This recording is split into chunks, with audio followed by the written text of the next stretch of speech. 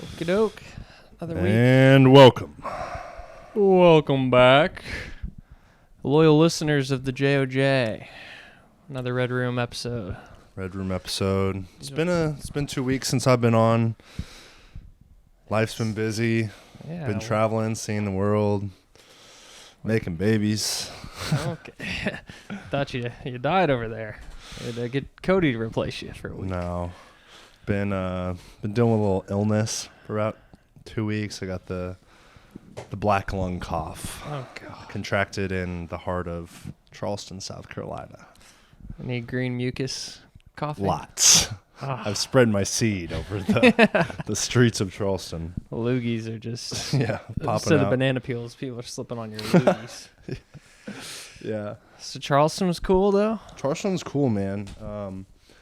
People say, I mean, we've never been to New Orleans, but they say there's a lot of connection with like the French influence. Oui, oui. Oui, oui.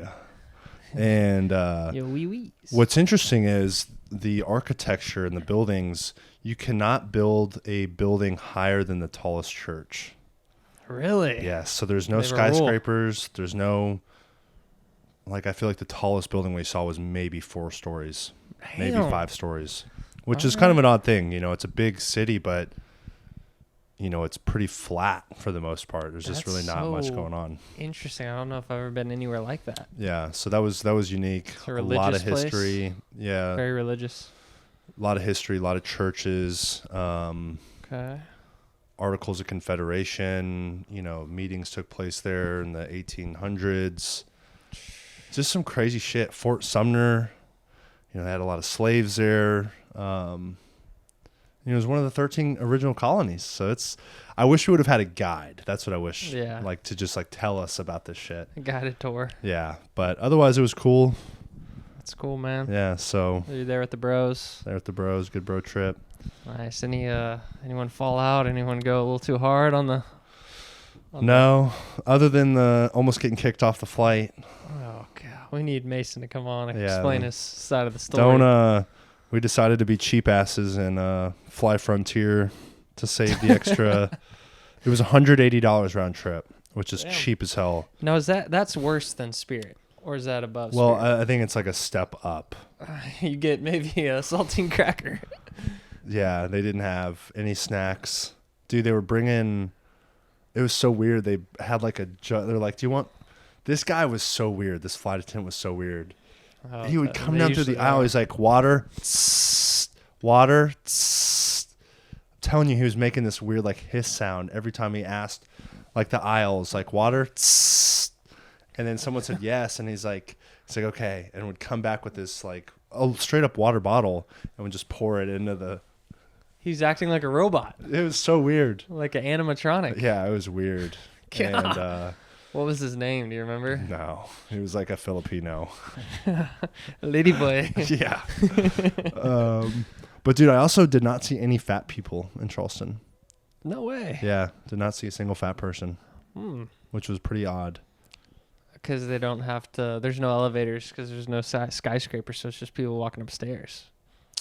Could play a role. Theory. Well, and then we were driving, and then Brandon said he saw maybe the fattest person he's seen in his life. So maybe it They equaled eat it each out. other out there. Yeah, a lot of gators. Oh yeah, you gators. sent a picture Yeah. of Seth's apartment. A lot of Was it- gators out there. The weather's great. Wow. Yeah, it was a cool spot. I'd like to go back and maybe spend a little bit more time doing some history, but Yeah. beautiful people, great weather, food was solid, the drinks were pouring. Strong out there. Yeah, a little Mai Tai. They got a beach too. There's a beach. Yeah. I mean, this place sounds awesome. I mean, it sounds like a place that you'd want to go and like. There's colleges there, right? College of Charleston is in Charleston. Are I they- think there's maybe like a Charleston State. Yeah. And then you got Columbia, which is about an hour out, and that's South Carolina. You got Clemson. Clemson has a huge influence up there. Clemson's over there. Yeah. Yeah, And I bet that then- place is sick. A lot of the people living there are from New Jersey, kind of from the Northeast, higher Yeah. up there. Homeless? A few. A few. Nothing crazy. A few just to keep you on your toes. Yeah. I mean, we first got there and there were people like sleeping in these alleys and outside these bars. And that's always kind of like a big like deterrence when you come into like a new city and there's just like homeless people. Yeah. Like, but no one like came up to us, and I really didn't see too many homeless people. So What about the bartenders that you encountered during your time, or the waiters, waitresses? Were they unique people? Were they kind of just working class? kind of working class. You getting a little hot? Yeah. I wanted a twin, but Yeah. I got to take this off. The Titans vintage. If anyone on eBay wants this, I'm selling it. It's Titan vintage. I think it's a Sports Illustrated edition. Nice little windbreaker. Yeah. Should have had this in college. I would have been a fraternity brother. Yeah. But yeah, it seemed like working class. Yeah. Anyone like shock you, like crazy life story, or you had some weird encounters though? Had some weird encounters. That were were they upsetting to you? Because No. tell the listeners what happened to y'all. Which one? The old lady who just like claiming that she knew Yeah, you. someone thought that I was someone else, and she wouldn't leave it alone. And this is what's weird, and I'm sure everyone's probably had an experience like this when you go travel, and you find, like, it seems like you always, whatever plane you get on, like, you end up running into those people outside your destination spot. And so we had 3 separate couples that we ran into multiple times in the city. So, like, we all landed at Charleston Airport, and we all went our separate ways, and somehow met up 3 separate times at the same spot. At the same time. What instance did y'all eventually address this? Like, It was the first time. It was like they were on our plane Oh, because they were like these French people had this dog, because I remember they had the dog on the plane, and I'm like, fuck you. And then that lady at the beach thought that I played for the Savannah Bananas, and when I told her I had no idea what she was talking about, she's like, oh, okay, like, yeah, just keep your story. Was she drunk, you think? They were drinking. Yeah, she's probably. But then just we trying to ran be into her at the flirty. airport again, and she's like, there you guys are. That's just weird. People are, but it was nice. It kind of felt like it didn't feel super Southern, but it definitely fit the stereotype of like the Vineyard Vines, boat shoe type stuff. I mean, there's boat dealerships everywhere. The Sperry's, and then the button-up polos. Button up with the slickbacks. Yeah. With it's like Ray-Bans with the Ray-Bans with the little necklace that hooks gators. it on. Yeah. And yeah, I mean, it was Southern. It was Southern, but it was like classy Southern. Southern pride. Is what they Yeah. call it. So, no, it was a good time. Confederate flags or no? No, I didn't really, it didn't seem like hick. Was it diverse there? Any Asians? It's kind of hard to tell. No. Wow. I remember thinking that. Did not see a lot of Asian people, which, when we go to Boston, There's which I know everywhere. is states away. Yeah, there's so many Asian people in Boston. Yeah, it's weird. A lot of white, a lot of black. Didn't really see a lot of Mexican folks. Not a lot of, didn't really see a lot of Middle Eastern or Indian or anything like that. So, yeah. Good experience. Good experience. Nice. So, I know you wanted to get into some AI talk. Sure. Yeah, I had a question that I want to ask you, and I want to ask the listeners what they think about this, and if it's even an important thing to even consider. But like, how do we know what the truth is now, and how do we verify that? With all this stuff on the internet, AI, just kind of like you're seeing clips now where at least I don't know if it's real, and then my general default is it's not real. Yeah. And I'm kind of like at the point where that's just how I kind of default to. I've definitely seen a lot of videos where I'm like watching something and it's like a dog coming up to like a doorbell, and then the dog like gets on its hind legs and starts shooting like a bazooka. But it's like the first like few seconds you're like, what am I watching here? And then you kind of realize, okay, this is fake. But it's I don't know. now. It's everywhere. I did find some stuff here. The Reddit co-founder, Alexis Ohanian, says that most of the internet is dead. He says it's not human anymore. It's quasi-AI. Is that synonymous with like the dead internet theory? That's pretty much kind of what it is. But he's claiming now it basically is mostly AI driven. And so what is exactly the dead internet theory? I think it's that basically that there's no more humans on the internet. It's just being run by AI or generated by bots. Yeah. But this kind of Algorithmic checks curation. out because I was on YouTube yesterday and I'm a big UFC fan and I'm scrolling on my YouTube feed and I see a video of like some recent news and it was a clip, an Instagram clip of one of these fighters who broke his nose and he was asking the local community, does anyone know how to set my nose straight? I don't want to pay the medical bill for it. And then that AI like narrator comes off after it and basically like is like a bro AI that's trying to like joke about it, and you could easily tell it was like, this is weird, like this is an AI clip, there's no like added value.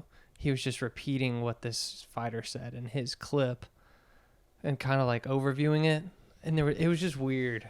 I was like, that like might with have that narration voice. yeah. And even like the ads I see on YouTube now are like, there's this one car accident claim ad where it's the guy's like got these huge eyes. He's like, file your claim now. You've been in an accident. And he's got this scary looking face that makes you like, what the hell? And then it goes to a real guy telling about his business. What? Yeah.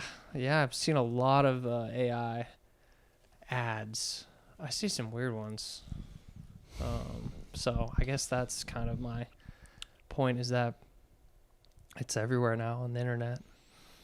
Yeah. And I mean, I remember specifically probably like 2 years ago, I remember like first time dabbling with ChatGPT. And like it wasn't mainstream yet. And I remember posting about it on my Instagram and being like, guys, this is crazy. Like you can ask it anything and it just spits a response back. And now, I mean, you're getting ChatGPT commercials. And the one that I saw recently was, they were kind of showing like an apartment unit from like almost like a drone footage, it seemed like. And it was like, hey, ChatGPT, I'm inviting a girl over for dinner tonight. Can you tell me what to make and how to set the mood? And it's like, dude, congrats. This is going to be an awesome date. Here's what you should make. And then here's how you set the ambiance, dim light. Here's what you should talk about. Just like, what the fuck? They cut the commercial off before we ask secondary question. Yeah. And so you kind of wonder, like, the next generation, the kids underneath us, like, are they being molded by AI to, like, is AI now molding like the next generation of humans into how they act and how they think and what they think about and how they gather information? Yeah, absolutely. And it's also kind of depending on where you grew up, what social media you use. I think that is going to be like the different flavor of molding that you get. Like if you're using Grok more than you're using ChatGPT, you get a little bit of a different. Yeah, I never use Grok. I don't either, but it's in my car. I can ask it questions while I'm driving and stuff. And I actually saw a story about this lady. Her kid was in the car, and you can set Grok to Gork, who's the lazy male. What? Yeah, you can like change the person you're talking to. And it's basically just like a lazy bro male. And they were asking about stuff, and then eventually asked like the kid to send nudes to him. What? Yeah, and there's this outrage about it because it's like, wow, this is a kid. Why are you asking to do that? But I think that there needs to be an awareness of setting controls, because you can set like a safe like kid mode and everything. But like that would be something that would be kind of funny if you were like an adult or like our age and you're kind of like just joking around with the AI. Dancing with the devil. Yeah, it might be. Well, we've kind of talked a little bit about, I don't know if I've shared this with you, but like there's an emerging market of almost kind of like an anti-AI, like huge presence of social media. And there's even been commercials of this, which is like the first time I feel like I've ever seen commercials of this, where it's like parents setting time controls on social media and people using new apps to turn off their social or block their access to social media during the weekend. And like, that's going to be a new market of like, how can we create a community for our families and for other people who want to stay away from these things that are now going to be like heavily ingrained in like daily life. Yeah, that's good. And like, I want to be a part of that. Like, I don't want to have to, yeah, it's so frustrating. Like, will there be a point where you can't even type into Google anymore? You have to use like a Siri AI. Yeah, maybe like down the road where if Google's just not like as good as the other ones, people will just move over to it. Well, Google uses Gemini, I think, right? Yeah, I think I don't use Google. I use the DuckDuckGo one. Yeah. But I don't even know. Like, even on my DuckDuckGo, I'll search something up and it gives me an AI response immediately. DuckDuckGo sucks. At the front. I mean, it sucks if you're trying to like. I guess there's instances where it does suck. Well, even like the search results seem really like poor now. Like, it doesn't even seem like related to like what I'm asking half the time. It's like I have to just keep searching. What would you search and it doesn't give you? Well, it could be kind of my own like confirmation bias or selection bias of like, I'm wanting to get this one specific thing, or, you know, when you're kind of scrolling down, you're looking for that headline that, yeah, okay, that's kind of what I'm looking for. And I never seem to be able to find that using DuckDuckGo. No, I get what you're saying. I think for when I'm using it, it's for my work, and it's like I know exactly what I need, and it's literally like cities or places or things like that. It makes it straightforward. There's not really any control on their end of like putting something ahead of other things for any sort of agenda, I guess. Where do you think is what's the next part of our daily life that AI is going to take over? Well, I was just reading about a lot of this AI stuff, and what's his name? Sam Altman. Yeah. Where, I don't know if you remember Sam Bankman-Fried. Yes. The scammer. What was that company? It was like a coin. It was like a...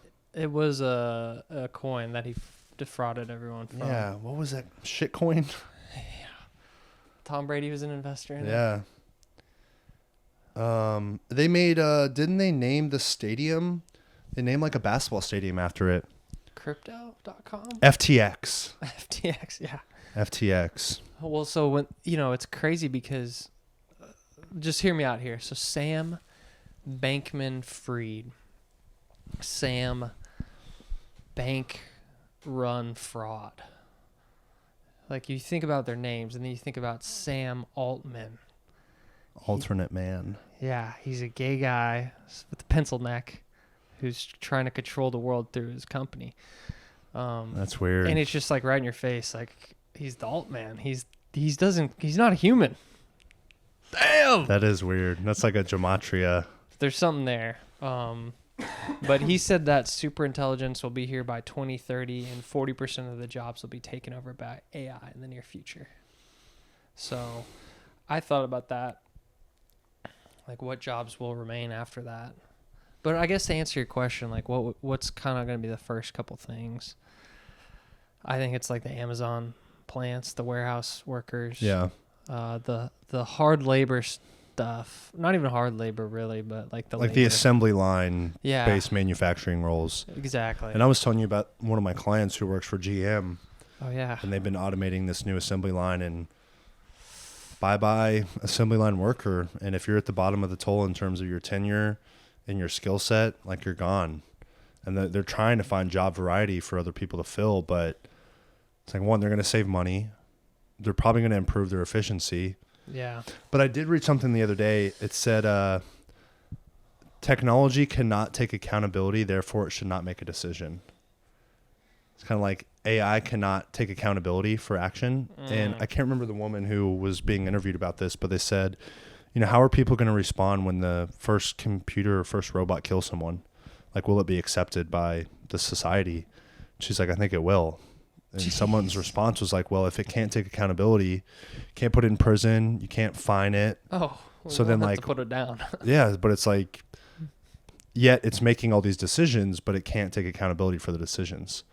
Yeah, I don't like that. Because then you need to have accountability for its actions. Someone needs to be held accountable. Yeah. Like you're going to repurpose that robot that went rogue in the warehouse and office manager. Yeah. You're going to put him in a different role, and then Yeah. you know that's the one that Yeah, he pissed off. you're like, hey, our efficiency hasn't been good enough for speaking. It's like this old fat guy speaking to the robot. And it's like, yes, sir, I will do it. And it walks away, like throws its gum at the back of its head. He goes, the lights turn off. Yeah, and then he whacks you over the head with the steel beam. Yeah, I mean, it would literally just rip your arms off. Like, Or it could be smart and like, oh, I'm going to set up this accident for him. that's kind it of was- how AI went, or It's iRobot. creepy. It's like they thought the guy committed suicide and he was thrown off the building from the robot. And they said the robot, it's his rule set. He can't do that. Yeah. But we know that they've done things to subvert their rule set already Yeah. with like reprogramming itself and blackmailing people. Let's see through. That's crazy, dude. I wasn't even thinking about that, but Well, I know we've talked about this before. The 3 laws of robotics. in the iRobot movie. Yeah. Rule number 1 is a robot may not injure a human being or through inaction allow a human being to come to harm. Rule 2 is a robot must obey the orders given it by a human being except for such orders conflict with the first law. Rule 3 is a robot must protect its own existence as long as such protection does not conflict with the first or second law. I just don't understand how that would even. It obviously doesn't work because that's how the movie goes. But yeah, it just like doesn't seem. How can you say that? What if the robot's action is to cut down all the trees in the rainforest to make people money? Well, it's not hurting people, but in a way, it indirectly is. Yeah, I mean, You know what I'm saying? do humans and animals have the same value in the eyes of AI Probably in terms not. of like I would say no. harm? I would say no because it's basing at least the large language models is off the internet, which is based on us essentially, and we always put our humans above animals. Some people. What if like a dog is like biting your dog? Is like you have like a AI robot in your house, and your dog starts like biting you, and you're like, "Ow!" and it goes. It kicks the dog. I mean, that's Dog possible. Hits the wall. And Yeah, then it's doesn't- Dead. Yeah, The steel boot just. yeah. Right I to mean, the just heart. disintegrates it. Yeah. Then you have to decide: are you gonna try to take down the robot? Because then you're gonna be emotional. You just killed your dog. You pull out a gun. Like, and then, why'd you do that? It was harming you. That's my dog. And it's The like, weather is please, bad today. yeah, it's like, please abide or please return to bylaw 2730-1. Government orders. Weather is bad today. Stay inside. We're protecting you. I'm gonna go for a run. Open the door. Runs are dangerous. Yeah. Here's your slop. You have a 1% chance of heart attack. That would be Yeah. good to have like AI doctors where they can just do like a Superman scan of your body almost and like tell you what exactly is going on. Yeah, I still don't like that just because I don't know if we can trust AI at this point. So I found this article. It says over 800 public figures, including Steve Wozniak, former co-founder of Apple or CEO of Apple, they sign an open letter to ban superintelligent AI.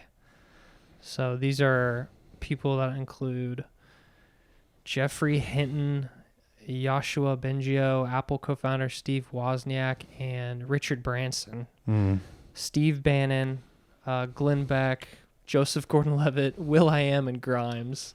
Joseph Gordon-Levitt, he's a terrible actor. No, dude, He needs AI for him. Okay, but they're calling for the prohibition of the development of superintelligent AI until there's broad scientific consensus that it'll be done safely and controllably, and there's strong public support, like getting some safeguards in. Yeah. Which seems like we need to do that.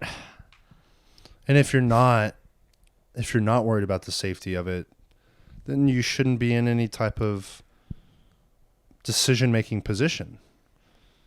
It's like we all need to agree. I completely agree. Like we all need to come to the terms that, hey, this is the only priority and this is not negotiable. And if we can't accept this, then we can't use it. I agree, but I think that it's the greed that the people have, like the greed for whatever shareholders are in open AI or whatever the thing is, or even this other story that was kind of old, but you know, the CEO of UnitedHealth who got killed. Yes. By Luigi Mangione. He apparently was using AI algorithm to deny people their claims at like an unprecedented rate. For what? For greed? For more money for his company to keep his job? Yeah. So and I don't even know if it's his fault because he does have shareholders to report to. And they put him as a CEO to generate profit, right? That's the problem, I think. When there's a weird incentive. It's still so crazy if that happened. Yeah. And people celebrated it. Fuck. But, like, I think there's such a nuance to that because we don't know anything about that CEO. And, I mean, like, do you think, for example, like, do you think that, like, you go home, you're the CEO, you go home at night, you lay down on the pillow next to your wife, and she's like, what'd you do today, honey?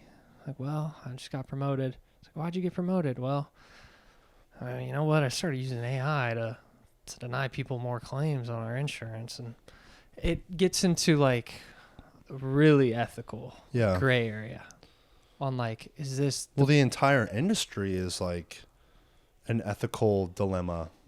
Of like, people need, insurance, medical care. It's like people need help.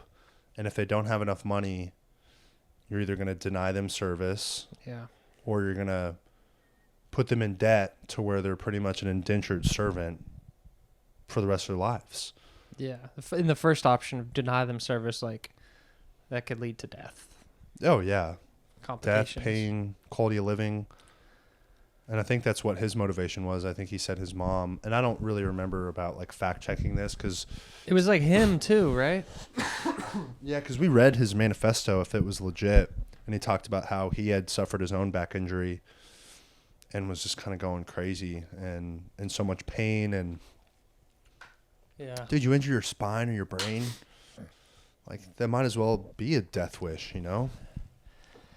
Yeah, I mean, it's crazy. And so I saw the Begonia movie. Oh, yeah. And this kind of reminded me of it because the whole movie is about the CEO who is played by Emma Stone. Yeah. She's the CEO of like a healthcare company. And there's these two conspiracy theorist guys. They're brothers. And their mom died because of an experimental opioid addiction drug that the company gave them. Mm-hmm. And so that was kind of a theme through the movie. And his brother was like retarded or like special needs. And he was convincing him and drugging him and convincing him of this.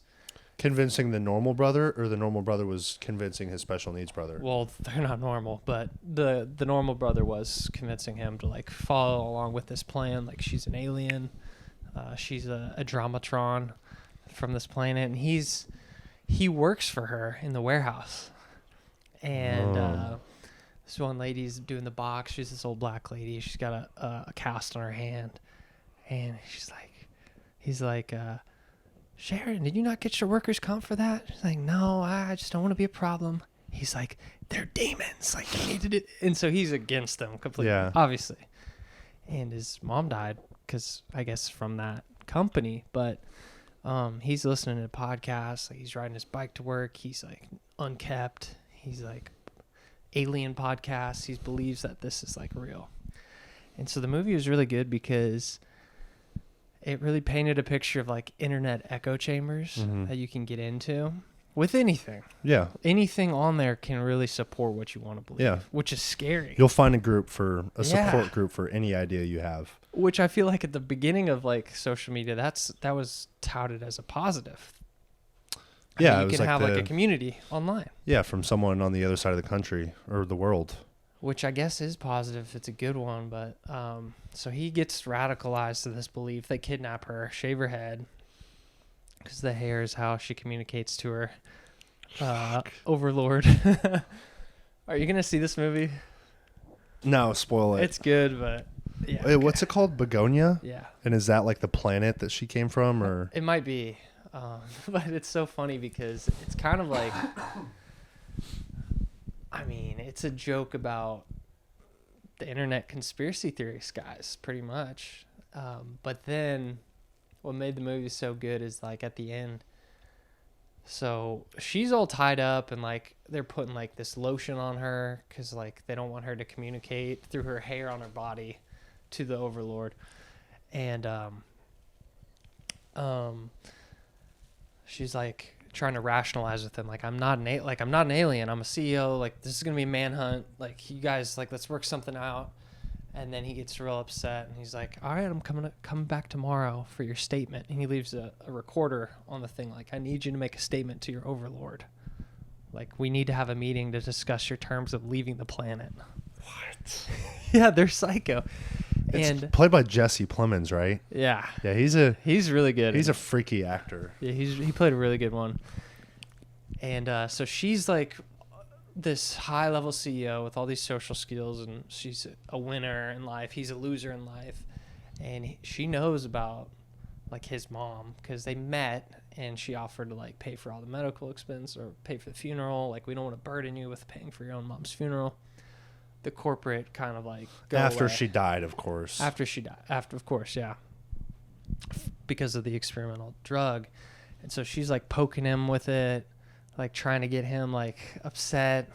And then they have essentially all this thing happens. And so they eventually go back to the company and she's got a wig on and he's behind her and they're like limping into her office and everyone's like, she's back. Like, she's been missing. And she has this calculator out. She's like, all right, I'm going to punch in the code. This is going to send us to the planet. You just got to go in this closet here. And I'm going to punch in the calculator code. And it's a big code, so it might take a second. So she's punching in the code to like send him off to the planet. He goes in the closet. She's like, all right, 3, 2, 1. And she's getting close to the door. And she presses it and he like explodes somehow. What? Yeah, he explodes in the closet and like his head flies off. What? And it bounces off her head and she's like, and then she gets in the ambulance. What the fuck is this movie? I mean, it was one of the weirdest movies I've seen, but at the same time, like, I enjoyed this movie deeply. And so she gets in the ambulance and they're taking her off and then they're like stuck in traffic and then she rips off all their stuff and she runs back to the place. The company building? Yeah. And she's like limping up the stairs like this. And then she gets the calculator. She punches in the code and she zooms herself up to the planet. And she like wakes up in this water and she's like swims up. And then they like fast forward a little bit and she's the emperor. And there's all these there's an alien council. What the fuck? It was like there's only like a couple people in the movie. People were clapping. So it was a good movie. It was a good movie, yeah. So he was right the whole time. Yeah. Which I think was the icing on the cake. Yeah, if it would have been the other way, I feel like the movie wouldn't have had as much. Yeah. It just would have felt probably a little bit more empty. Definitely. And yeah, because there is a part of like, there's some truth in conspiracy. So I think it was kind of just like it made me think like, yeah, some people do sound crazy, but then maybe they're right, you know? Damn, that is crazy. I may need to watch that. I would watch it. It was a good movie. It was funny. There's just a lot of like, it was well done. Well done. Begonia, yeah. Where would you rank that on the movies you've seen so far this year? Well, I rated it an 8 out of 10. And Let's see. I actually do have my Letterboxd. I did that yesterday. I still think Weapons was better. I think Weapons was better. I think I put it up there with F1. Maybe in my 2A, 2B. Yeah. Let's see. Yeah. Yeah, I think it was better than Smashing Machine, for sure. Really? Yeah. I just liked it more. Damn. It was a completely different. Kind of wish you didn't tell me, but that's okay. Damn, yeah. I'll still go see it. Yeah, I mean, anyways. That'll be a good streaming movie once it comes out. Yeah, it was a good movie. But yeah, it kind of made me think about some of that stuff a little bit. Well, especially kind of how it connects to what we were talking about with Sam Altman. It's like, or even to Peter Thiel. Yeah, yeah. You know, it's like a lot of people believe he's the Antichrist.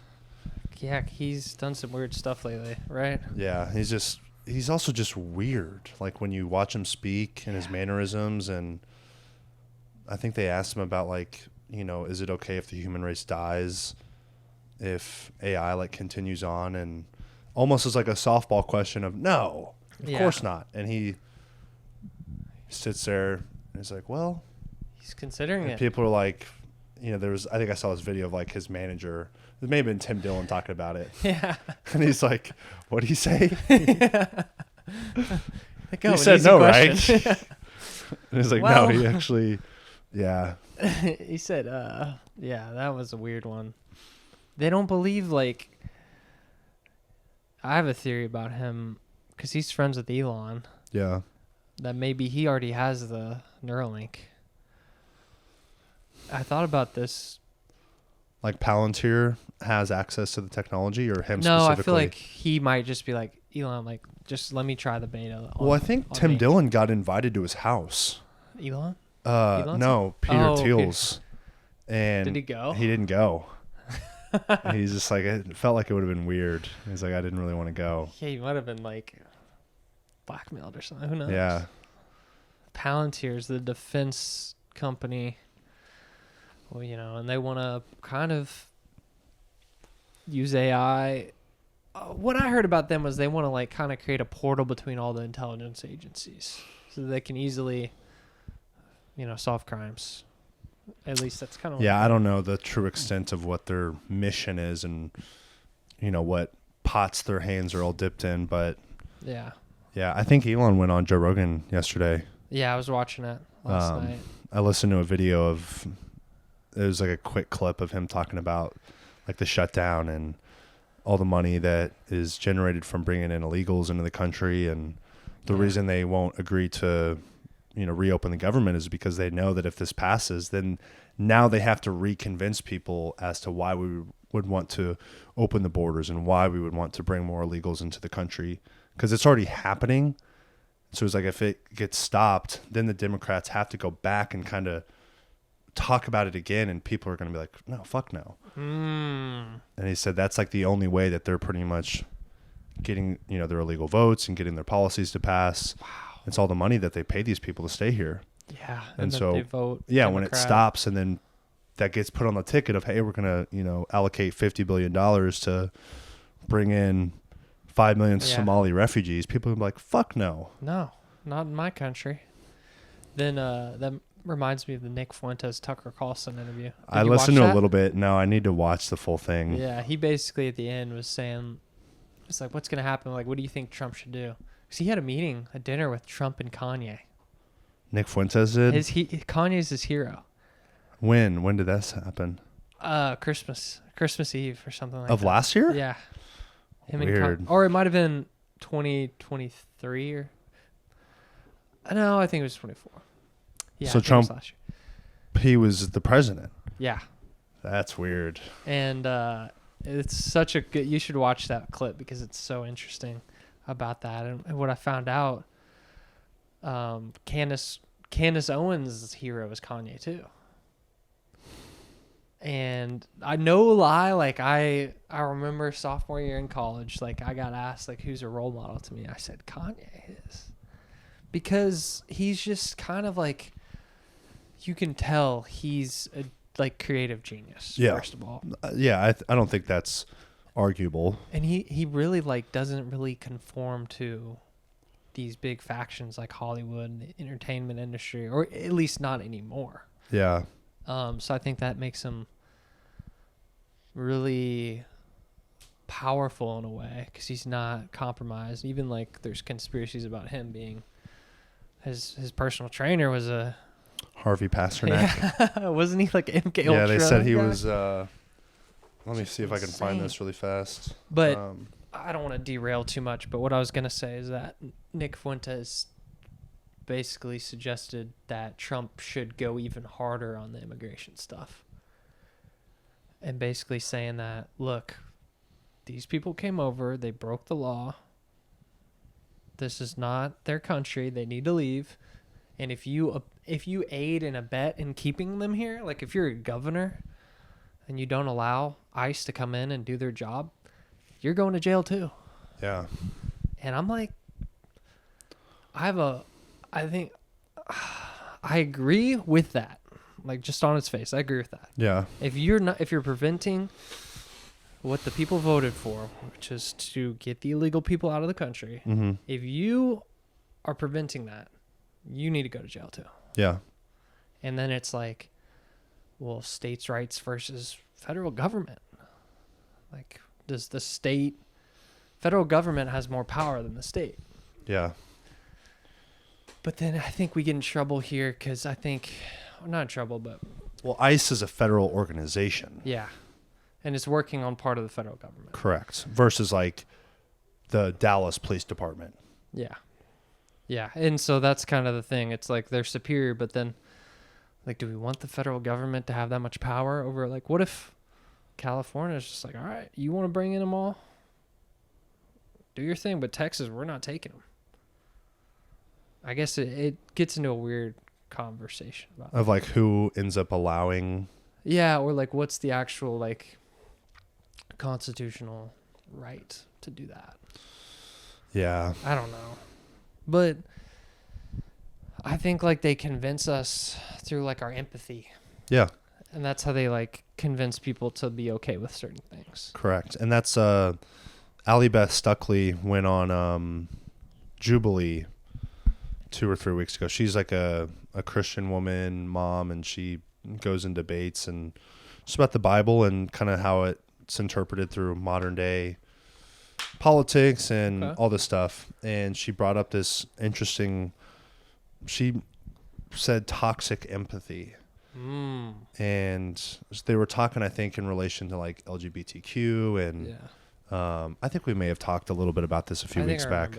And just because it's like you can't force someone to agree with things and gaslight them into being a bad person just because you know that you're wrong at the same time. And I think with that, the ICE stuff, it's like, oh, well, you know, they're a human being and they're ripping, you know, mother and children and, you know, destroying families. And it's like they're trying to use like an emotional impulse in you to, well, you're right, so we shouldn't abide by this law because it's harmful, right? And it's like, no, I don't agree with that. And I see videos all the time now on my X of, you know, people obstructing these ICE agents and they get fired from their job. And it's like there was this one I was reading the other day. It happened in Massachusetts, and there was a security guard outside of a business, and there was an ICE raid on the other side of the street, and he left his post to go over there and film, and like, you can't allow that, this is illegal, blah, blah, blah. And his manager said, hey, you need to get back to your post. And he came back, and then he went back over there, and they fired him for it. And they sent him a letter that said, you're fired effective immediately. You disobeyed, and you were insubordinate. Jeez. And he's like posting it. And he's like, it's because they're racist. They fired me. And he posted this, and then you go to the comments, and it's like, you know, there's people like, you submit a claim, you know, do this, do that, you know, you did the right thing.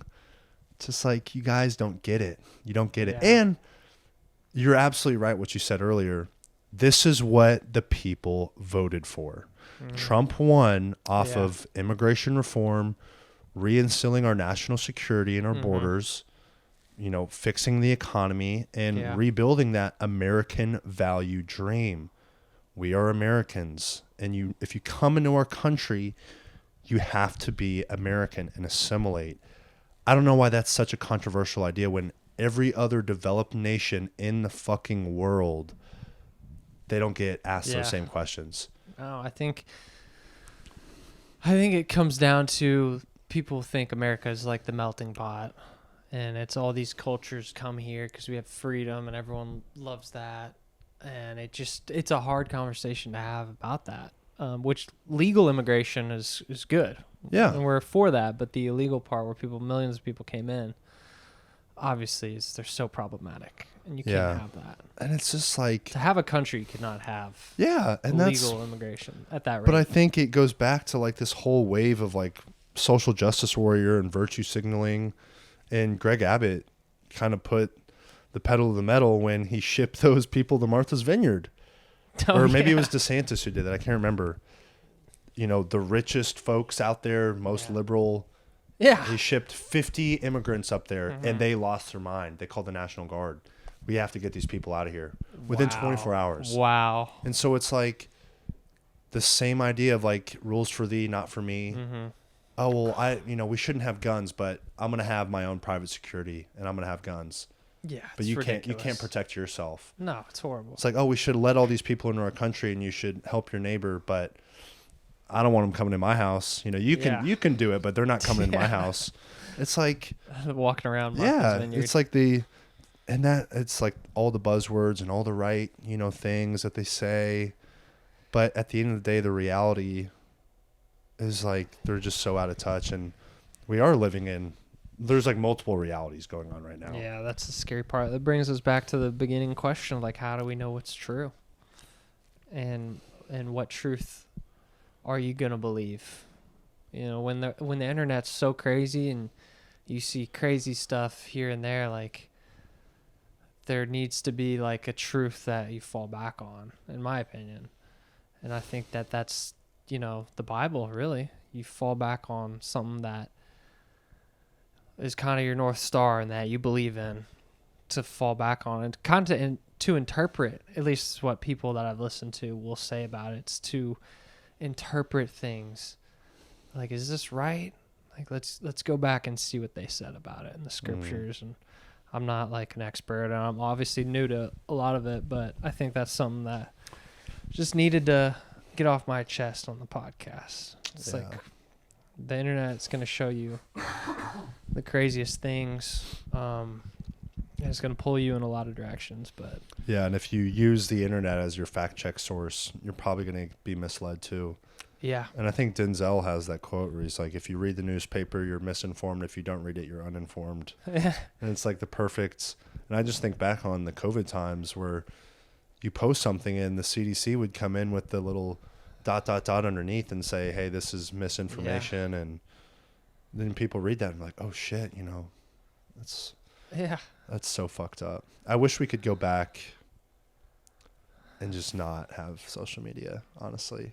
Just not have that, and then life would be a lot different. It would reground us. I think, I don't know if we could, reground would be good. Like, if we could delete it all, it would probably be a net positive. Do you think the global connectedness from social media is a net positive or a net negative?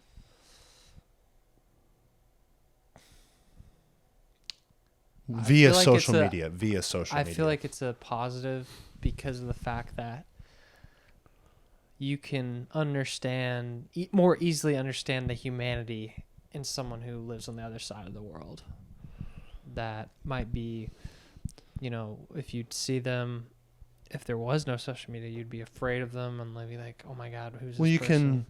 And that's what Ken Burns, when I was listening to him the other day, he was talking about the global connectedness and how it used to be, people used to read the, the German New York Times version, and people would read articles and newspapers from other countries to learn about what's going on over there and to be involved. And I think that's different than following someone on Instagram who lives in another country who's I don't really know. It is, but it isn't. Well, no, it is different. And this is where we might disagree, because I think that reading like the New York Times in the German section or whatever, that's going to be a curated thing for whatever agenda that they want to push. Versus if you're getting an X feed from someone over there that's on the streets, that's telling you actually what's happening. Well, like a Greta Thunberg? and this is the part where there are actors who are like maybe she's got an agenda versus like maybe it's, literally a German citizen who's tweeting about something that's happening, and you like tap into them and say, oh, this is what they're saying, this is what the people saying, this is what the news is saying, what's true? And I think that, yeah, it's hard because we didn't exist in that time of just like newspaper only and articles. It's like people would wait to get their newspaper in the morning to check in and see what happened. Mm-hmm. And I think it kind of goes back to the whole system. The entity of news and information has been corrupted to where people aren't fact checked the same. People just make shit up. Yeah. And it's like that clickbait that never went accounted for. And so it's like we need like a Matt Taibbi in every country. Yeah. To be someone credible, because there are people out there, but they're usually drowned out by the folks who are looking more for the greed and looking more for the money and more for the clicks and the fear. Right. That's how fucking news is. It's fear. Yeah. And I remember I rewatched Nightcrawler. Oh yeah. Which is a really weird movie. I didn't like it the second time. It kind of just didn't make me feel very good. Jake Gyllenhaal is creepy as fuck. He like follows accidents. Yeah, it's creepy as fuck. But he goes and sells the stuff to the news stations. And when he first kind of meets that lady, he's like, can you tell me like what should I be trying to find to what sells? She said blood sells. Damn. Blood in white crime or blood in, rural areas, developed areas. She's like, we don't really care about black crime. They kill themselves all the time. Damn. And it's like, turn on the news now, and it's like that's kind of what people buy into, and that's what they regurgitate to others. It's like, why are we like that? Yeah, I don't know if we can get to the bottom of it at the end of the day. I did listen to a little portion of Nick Fuentes and Tucker talking about the role of women in marriage. Did you get to that part? Yeah. What'd you think about that? He said like, your wife shouldn't be your best friend. Yeah. And I kind of thought, I was like, that's an interesting way to put it. And he was like, I'll scroll on Instagram and see this guy got married. And he's like, I just married my best friend. He's like, he's like, your wife's not your buddy. Yeah. Your wife is your wife. Yeah. And I thought, that's a pretty interesting, I could see Tucker like, he agreed with it. He's like, yeah, that makes sense. And then he kind of returned to the biblical interpretation of marriage. Yeah. And you love your wife and your wife respects you, that type. And I agree with that. Yeah, I agree with that too. I think that doesn't mean that you shouldn't enjoy spending time with your wife. Yeah. Obviously, I think that's kind of like, best friend is not your wife. It's not. Straight up, it's not. So you think these people who say that, they don't mean it, or they're lost? I don't fucking know. I don't know, man. Like what? He's like, do they even know what that like? Your wife is your wife, not your best friend. Just based on titles, that's not a best friend. That's a wife. You're in that category. You're not in the best friend category. That's for my best friend. Yeah. So when people say it doesn't really make sense, I guess. I just married my best friend. Yeah. Yeah, you're getting divorced later. God. But I think that's like an interesting, like the categorization that we kind of live in now, where we love labeling things. We love labeling people and the roles that they have. But yeah, I don't have best friend women. I've got a ton of best friend dudes. And that's so different than like the relationships I've had with girlfriends or, I think that's an okay that's a reality to have. I think that's a reality. Because then at the end of the day, like if you're best friends with a girl, you just want to have sex with her at the end of the day. And she's gatekeeping that. Otherwise, you wouldn't be friends with her. That's honest. Like, you're not going to, I think you can still be best friends with your wife and your partner, but that best friend is not equal to what your male best friend is. No.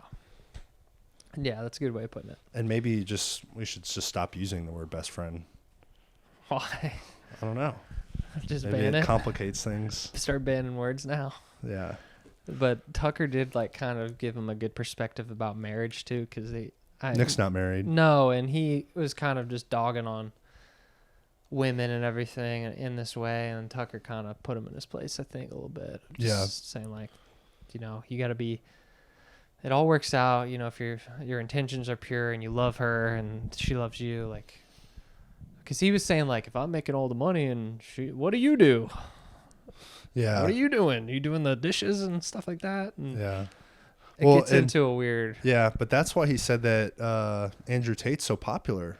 Yeah. It's, because there's been like and we could get into some, we got to be careful treading these waters. Demonizing the equal, women. Yeah, and no, we're not into that by any means. But he said like the playing field has been like, it's like kind of been neutered. It's like, you know, the male ultimately is the authoritative figure in the household. And Tucker brought that. It was like, you know, God made us bigger and stronger. Yeah. And that's like the deciding factor in who makes the decisions, right? And it's like, obviously take input from your wife and talk to them and communicate. And that's, I think everyone, you know, reasonable can agree with those things. But he's like, you know, Andrew has become so popular because he puts women in their place, you know, and Andrew is not like a idolized figure by any means. For a lot of people he is, but yeah, for me personally, he's an asshole, shithead, bad guy. Yeah. But he's, you know, he puts women in their place, and he's a polygamist. I think he's Muslim or he is. And those aren't things that I agree with, but you know, he kind of like sets the tone on like, hey, this is what I'm doing. This is what your role is. Yeah, it's pretty extreme. And Nick's not like, he's like, shut up, woman. But it is just kind of interesting to think about. And he said it's really bad in the Christian community where, you know, these men and women, they kind of like, I don't know. I mean, it's like if you have a woman that kind of like chops your balls off, you know? Yeah. It's like, is that... Doesn't respect you. Yeah. Yeah. And it's like shames you and makes you less of a man because she wants to be more of an equal and more of that deciding, you know, decision maker, I guess. Like, is that a relationship you would want for yourself? No. Yeah, you know, like, yeah. You get what I'm saying a little bit?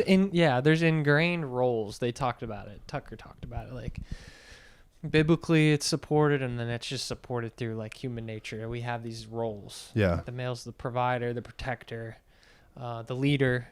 The woman's the caregiver, you know, the kind of second in charge of like giving you another opinion. And just like even think about like when you've asked a girl, like, where do you want to eat? I don't know. They need to be told that they're doing this or doing that. Hey, we're going here. Okay. And they like that. Yeah. Yeah. Yeah. And I think men like that too. Yeah. Like they want to be in control because it's a respect thing at the same time. Most men. Yeah. There's some men want to lead and women want to be led.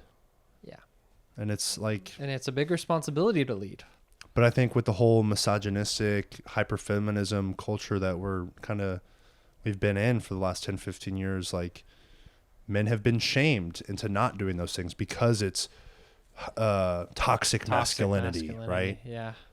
And then we were scrolling on Netflix and we saw that British TV show about that kid. Guy who stabbed a kid.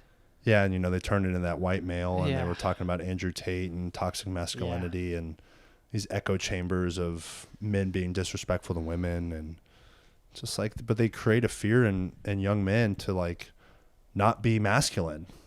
And for what reason? That's where it gets scary. Yeah. We know the reason. Yeah, we know. Hit the subscribe button, monthly payment, and we'll tell you why. Yeah. How long have we been going? An hour. Yeah, it's an hour. That was a good episode. Compact, hit some good topics. Kept it running. Nice.